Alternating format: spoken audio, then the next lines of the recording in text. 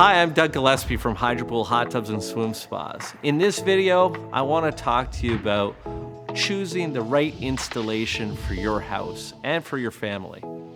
In particular, I want to talk about the different types of installations. I want to talk about how they get delivered into your backyard, and then some of the other costs that you might not be considering with regards to the entire project, i.e. your concrete pad and your electrical. Here are the four main types of installations that people are doing. The first one that everyone looks at and everyone asks is, can I do an in-ground installation? Yes, and we'll talk a little bit more about that. The second one is a semi-recessed installation. Now that could mean semi-recessed into the ground, where it's showing half and half, or semi-recessed into a deck, but it is a very popular way to install swim spas. The third type is in-deck installations, where they are notching it into a deck or they are butting it up to the side of a deck. And then finally, the fourth type of installation that I want to talk about is freestanding installation. So taking a swim spa, placing it on the ground on top of a concrete pad and putting steps up to it to get into it. The first type of installation I want to talk to you about is the in-ground installation. I want to talk to you about the pros and cons of the in-ground installation. From a pro side, it looks fantastic. It's truly what people perceive their swim pool spa or their swimming pool should look like in their backyard. So from a perception side and from an installation, it looks fantastic. From a con side, I will tell you that it is a far more expensive installation to do.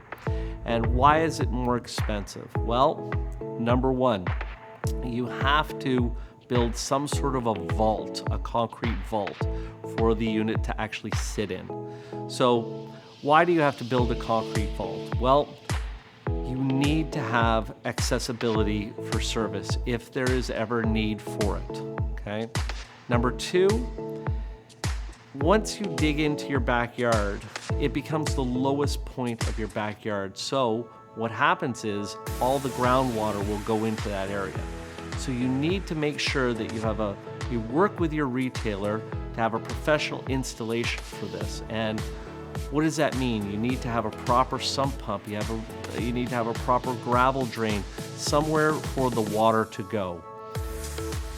Third, from an in-ground installation perspective, you want to make sure that your vault or your area around the swim spa is sealed and protected from any critters, any rodents that can get in there. So you want to make sure that you have that taken care of. And then finally, from an insulation perspective, you want to make sure that it's insulated properly so that you can use that swim spa all year round. The second type of installation I want to talk to you about is a semi-recessed installation. That means, again, that it could be partially sunk inside the deck or partially sunk inside the ground. Again, a very popular type installation. I talked to you about the in-ground installation, so if you're thinking about going with an in-ground installation that's semi-recessed, all of those same pros and cons apply to a semi-recessed. If you're going inside a deck, there's less of the con aspect. So let me talk to you about the pros and cons of a semi-recessed in-deck installation. Pro, looks fantastic. A lot of people will actually finish their swim spa with the same decking material for the portion that sticks out. Number two, what's another pro of a semi-recessed in-deck installation? Entry into the swim spa. It makes it a lot easier to get in the swim spa, where you can just sit your butt on the side, swing your legs over, or step from a level surface to a level surface inside the swim spa. Okay? The con side of things for a semi-recessed in-deck installation is, again, very simple: service. How do you create a trapdoor or accessible on four sides service hatch to be able to take care of any problems if they do arise? The next type of installation I want to talk to you about is an in-deck installation, and it is one of the more popular type installations that are out there. What are the pros and cons of that? Let me talk to you about the pros of it. So number one, it makes it look like an in-ground installation, i.e. it makes it look like it's level with the deck. So the perception is it's not an afterthought in your backyard. Number two, it's serviceable. Easily serviceable, especially if you notch it in or if you butt it up against the deck.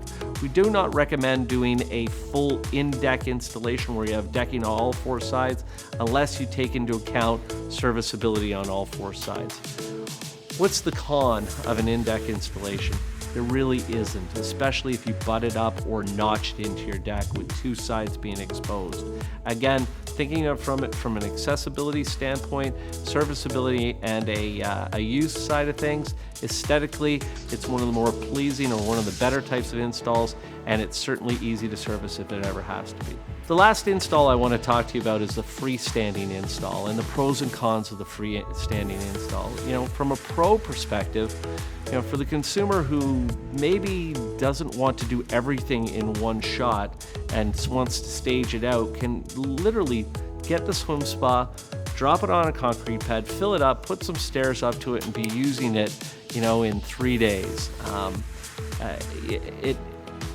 It provides the consumer the ability to stage their installation. So maybe if they're planning next year to put in a deck or some rockery or landscape it, they can do it, you know, they can at least get the swim spa in the backyard and have the kids using it today or as soon as possible. What are the cons of a freestanding install? Well, there's not a lot of cons to a freestanding install other than the fact that it is quite a high unit. I mean, you're talking 53 inches, looks a little bit boxy inside the backyard. However, again, done properly with the right accessories, takes away that height, you can do it nicely. So really there aren't a lot of cons. You know, finally, you know, one of the things that we always talk about is make sure your swim spa is serviceable. And I often get asked is how many sides do there need to be exposed to be serviceable on a swim spa? Our opinion is very simple. We'd like all four sides to be serviceable. So with a freestanding swim spa, it is our dream install because it has all four sides accessible. We realize that may not be the perfect install for you, but considering that as you're doing your installs, make sure that you do have serviceability just in case if there's ever a problem. The last thing I want to talk to you about is some of the finer details with regards to what you need to expect when you get your swim spa. So first off, how do they get delivered? Well, I can tell you 95% of all swim spas around the world have some sort of a lift mechanism to deliver them into the backyard. So a crane. Expect that your swim spa will be delivered by a crane. In some instances where a crane is not available, we do have some other options, but we tend to stick with the crane as the main option. So factor that into your price.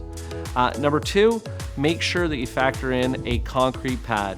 Our specs are 100% level concrete pad in your backyard, ready to accept the swim spa. Again, you can download our installation guides off our websites to find out more details specifically about the pad.